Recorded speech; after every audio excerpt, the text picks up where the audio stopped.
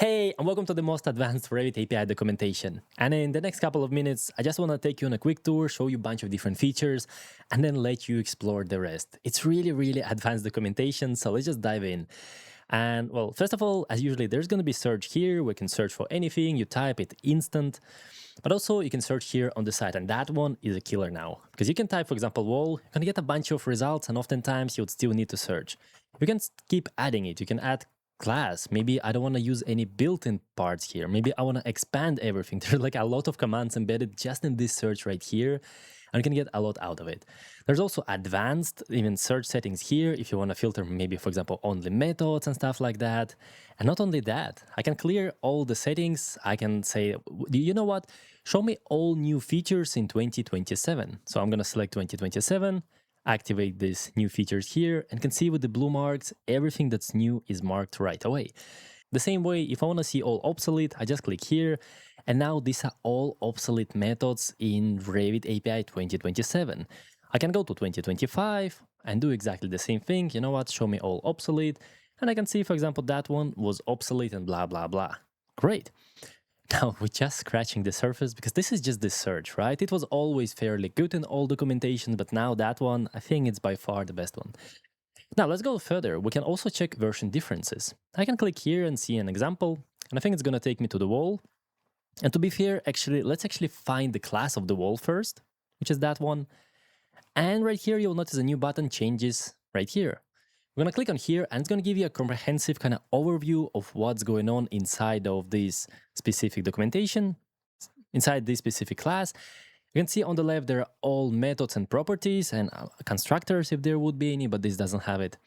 And now I can see its availability across all different versions. For example, that one is 2025. I can see what's available until 2027, what's missing, and stuff like that. It's really kind of quick to give you this visual overview. But also you can scroll down and kind of get a little bit more kind of per version details. For example, right now it's 2020 versus 2025, and I can see these are missing in 2020. I can also compare 25 to 27, and this will help you understand what changes throughout the years. Maybe also I'm going to add a few more updates later, but let's not get ahead of ourselves. I think that's also a killer feature, and it never existed before. What else? Well, now there are also bookmarks. It's a little bit better than before. Let me just show you. So I'm going to go, for example, wall. I'm going to click right here to the bookmark, and let's get also something like maybe floor class. And let's get, I don't know, a roof. Roof base is also fine. Now, I bookmarked a few features. Now they're going to appear all here. Oh, and by the way, you would need to create an account, but more about that later. I'm going to talk about this. For now, the bookmarks, you can organize it in your own folders. For example, let's say it was for tutorial. Maybe that one was like often used, whatever you want. Like you can name it whatever you want. With right click, you can change the color. You can also rename it if you want. You can delete, doesn't matter. And then just drag around and organize classes you need the most around different folders. And I think that's going to help you quite fine. If you're going to go to different versions, you'll notice that it's still marked as bookmarked. So here, at the moment, I just made it single instance. I'm not sure if it's a good idea to allow you duplicates, because I think it's going to mess up a lot of things. So for now, we're just going to keep it like this. All right, these are the bookmarks. This is something people ask me for a long time. What else? Well, there's also code library, gamification, and split view. We're going to get to all of those. But first of all, let's actually focus on the page. How does it actually look? Because there's a lot of changes as well. Again, I'm just going to go to maybe something like wall class. We all know that. That's very simple. And if you use the first version of RVT docs, it's going to be somewhat similar, but at the same time, very different. Like it's going to be more powerful now. So as usually, there's going to be description here. It's going to say, is it a class, constructor, method, whatever. Description and remarks also moved up, so you can see it right away. On the side, there's going to be inheritance, very kind of convenient to see. And also here on the side, you're going to have additional menu to kind of navigate. So it's hyperlinked, so you can jump around, and that's fine. I'm going to close it just so it's a little bit cleaner. Now, in the syntax, now it's everything hyperlinked. You can, for example, well, if I want to open the host object, I can click on that one. It's going to open that one. I can keep navigating. Let me go back. Everything is collapsible for easier navigation. So again, in this example as well, it's collapsible. Now, in methods, there are a few changes, and you might already see some. First of all, I added a new column here, return type. So you can see what is being returned from all of them. For example, in create, you can see wall is returned.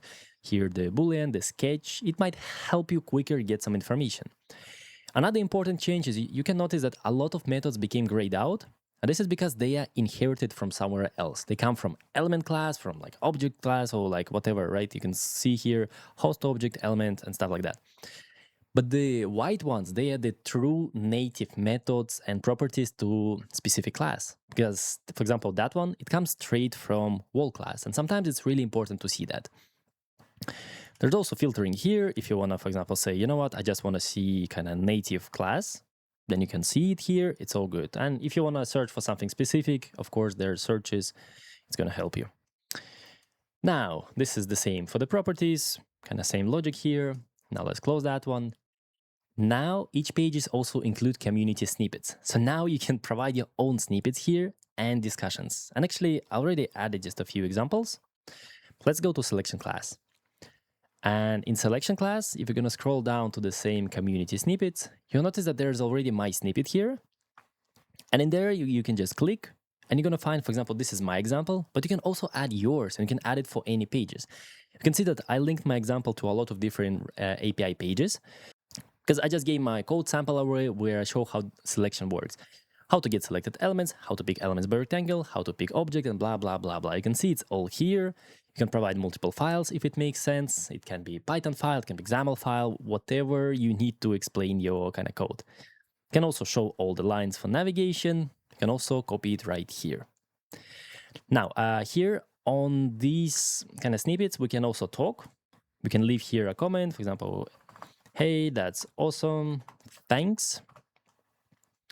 I could also include here like maybe like a heading if I want to. Maybe I want to make something bold. Maybe I want to make something italic. I can add inline code, like multi-line code if I want to. For example, here it's going to be print hello world. Yeah, it has the color highlights. Here you can switch between C# and Python if you want to. Yeah, there's a lot we can do here. You can also mention other users. And we're going to get to that in a second. But for example, you can mention some people and it's going to get them notification. I'm going to post my comment. You can reply to the comment. You can kind of talk with other people and so on. So now the biggest goal for this RVT docs is not just be a place to reference documentation, but be a community-driven website where we can share our code snippets. We can talk to each other. We can create profiles and stuff like that. And by the way, about the profiles, let's just go and have a look. Once you're gonna join RVT Docs, you can explore it as a guest. No need to kind of create a profile, but you can create a profile and start tracking your activity, kind of create your social account for Revit API development, right? You can just say what you do, put here some links here. You will gather a bunch of different achievements as you kind of use the documentation side. You can also unlock different badges. For example, I'm an expert in Python camp. You can become an expert in C# camp. And there are a bunch of others you will unlock over time if you're going to keep using it. Here you will also see all your shared snippets. There are recent comments if you want to see. Well, that's definitely not how I expected it, but I'm going to fix it. And also you can also share your snippets privately if you want to. I haven't really shared any yet, but if I would want to, just when you share a snippet, I can click right here or even here, wherever is more convenient. And I can switch here to private or public. Oh, and then when you want to share a snippet, that's pretty much the form you fill in. Very straightforward. Let me see if I have any code. Yeah, I do have something. Let me just make it smaller just for this example. I think there are a few bugs I need to fix. Yeah, this line should not be here, but hey guys, it's still work in progress, but I want you to have it right away. I can set it to private if I want to, public to everybody. Here's the title, test snippet, hello world. What else? If you want to link to other pages, just right here the classes. For example, wall class. It's going to take a little bit to find it. For example, I want wall class, maybe fill third element collector. Let's see, that one. And then it's going to be shown on these specific pages. Then in tags, well, you can write whatever you want. And also, if you have any YouTube videos, please drop it here. Let others see this. I think it's going to be great. You can see a little preview how the little card is going to look. And here's how the kind of the full page is going to look in case you want to kind of verify something. And here you can also choose, is it PyRevit, is it C#, is it Dynamo? And interesting. And when you're ready, just share the snippet and it's going to go live. In this case, I shared it as a public one. But the point, I think I want to show you how to share kind of private. So let's edit it, click on private, save changes. Now it jumps to my private snippets. Now it's not going to be shown to anybody except on my profile. When I go here are my private snippets. I can keep it here if I want to. So yeah, maybe that's going to be helpful to some of you. You can also put likes to other posts and stuff like that. Now, let's just go to the homepage. What else? So yeah, there is gamification. You can see a lot of different achievements available to collect as you use the documentation just for fun because, well, we're going to spend a lot of time here. Why not? These are kind of more bigger milestones. And also there's like leaderboard. We can see who has the most XP. You can see Octavian got the most XP. Oh, and by the way, you can give super thanks to other users. That's what I did to Octavian, first member on the website before I even announced it. Lucky guy. But yeah, you can go to others, click there, drop the super thanks. Everybody can leave one super thanks a month just to kind of go around. And so you can like, oh, you've been useful. Here are super thanks. So I don't know. I thought that's going to be fun. That's why. There is no real reason why it exists. What else? Well, there's also notification system. If you've been mentioned in a comment, you're going to get a notification about this. Just click there. It's going to take you to the comment. Hey, Eric, thanks. You can continue talking here. So now it becomes a little bit more like social forum, I guess. Maybe later I'm going to add here somewhere live chats. I didn't look into that. I'm not even sure if we need it, but hey. And just in general, as you use RVT docs, you can always click right here on this little bug fellow right here. And you can report any bugs to me or request features. And it's going to go directly to me and I will know. Just let me know, is it just an idea, must have, nice to have, and the same for the bug. Is it like low, normal, or high kind of level of severity, so I can react accordingly. Yeah, you can provide here a bunch of information. Error messages, please provide them if you get any. It's the most important part. For the feature, well, just explain it. Don't just write me something like add AI. Right, just a little bit more would help me because those ones I'm just gonna tell like if it's like 5 words feature, I'm gonna ignore it. Also, if you wanna learn more about this kind of specifics of the search, there's a advanced search cheat sheet right here. Yeah, you get the idea. You can just scroll through. It's like a little tutorial. Just click on that one. This is what happens. Click on that one. This is what happens. We can change it to maybe methods. This is what happens. Then like create like this, add word here, add word there, remove and stuff like that. This will teach you a lot how it works. And then there's like, if you want to read, you can read more, but I think most of it is self-explanatory. What's going on, right? I just added like as much as I can and so on. Oh, I nearly forgot one of the features nobody asked, but it's here. Let's search for, I don't know, filter. Let's search for collector. I'm gonna search for collector. Now I can hold Control, click on that one. It's going to open a new tab right here. Because if I would just click on it, it would open an existing tab. I can jump between tabs. I can create more tabs. And for example, for that one, I want to find, I don't know, category or something. Like, let me just quickly. So this. So you can keep multiple tabs and kind of jump between work. And if you want to see multiple things at the same time, just drag it.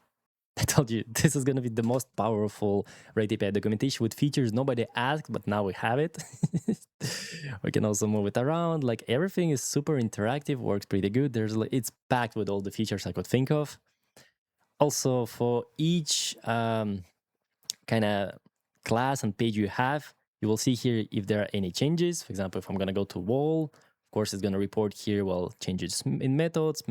You can see methods changed for walls. Oh, what else? Oh, did I mention that also URLs now friendly? So if I'm gonna go to whatever, you will see that now you can read and understand, oh, this is Autodesk Revit DB allowed values. Because you see, before we had this kind of weird values, and they still work. If you somehow want to use them, they still work. But I also improved it, so it's actually much nicer. So you can see where you are. I don't know, like I was just experimenting. And in case you run any educational websites where you want to sometimes mention Revit API documentation, I also created here embed feature. First of all, I made it for myself because I'm going to use it a lot. Anyway, here you can decide what you want. Maybe you want just syntax. Maybe you want to put just example. And you can copy this iframe, put it on any website, and it's going to be displayed like this. Actually, there's a button somewhere. This one, open standalone embed. That's how it's gonna look. So this one is kind of embeddable piece you can put on any website, so your users can also learn more about documentation instead of kind of giving just links and stuff. I think it's much better than putting screenshots and stuff like that. All right, it took ages because there are so many things, guys. I'm telling you, I just started this update by just adding support to 2027. And then I kind of got carried away because now we have like community, leaderboard, snippets. I pretty much added every single thing my audience ever asked from Revit API documentation. I just never had time to actually do it, but now it's here.